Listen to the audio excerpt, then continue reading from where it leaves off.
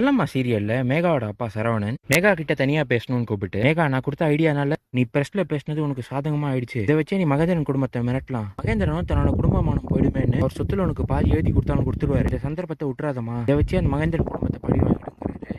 தியாகராஜன் சொன்னபடியே சித்தார்த் அவங்க வீட்டுக்கு பிரஸ் ஆளுங்கெல்லாம் வர வைக்கிறாரு. நடந்த விஷயத்த பிரஸ் கிட்ட சொல்றதுக்கு முன்னாடி செல்லம்மா சித்தார்த் கிட்ட, நீங்க எந்த தப்பும் பண்ணல, நீங்க வருத்தப்படாதீங்க, தப்பு பண்ண அவளே பிரஸ் ஆளுங்கிட்ட தைரியமா பேசுறானா, நீங்க நடந்த உண்மையை அவங்க கிட்ட சொல்லுங்க சார், என்ன ஆனாலும் பாத்துக்கலாங்கிறாங்க.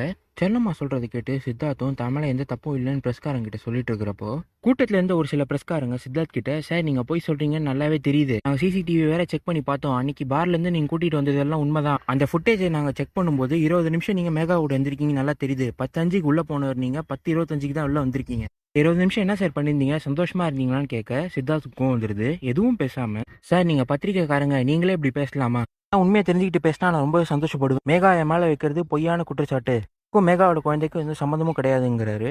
நான் உங்ககிட்ட சொல்லணும்னு நினைச்சேன், ரொம்ப தேங்க்ஸ் வந்ததுக்குன்னு சொல்லிட்டு அங்க வந்து போயிடுறாரு. அவன் பத்திரிக்கைக்காரங்க கிட்ட, என்ன சார் நீங்க பத்திரிக்கைக்காரங்களா வந்துட்டு இந்த மாதிரி ஒரு கேள்வி கேட்குறீங்க, சித்தார்த் சார் அந்த மாதிரி பண்றவர் கிடையாது, இப்போ ரொம்பவே நல்லவர், அவர் தான் நான் கல்யாணம் பண்ணிக்க போறாங்கிறாங்க.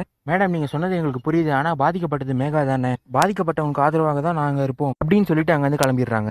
சித்தார்த் பிரஸ்காரங்க பேசினதை நினைச்சு வருத்தப்பட்டு இருக்கிறப்போ செல்லம்மா அவருக்கு ஆறுதல் சொல்லி சாப்பிட வைக்கிறாங்க. இதான் இன்னைக்கு எபிசோட நடந்தது.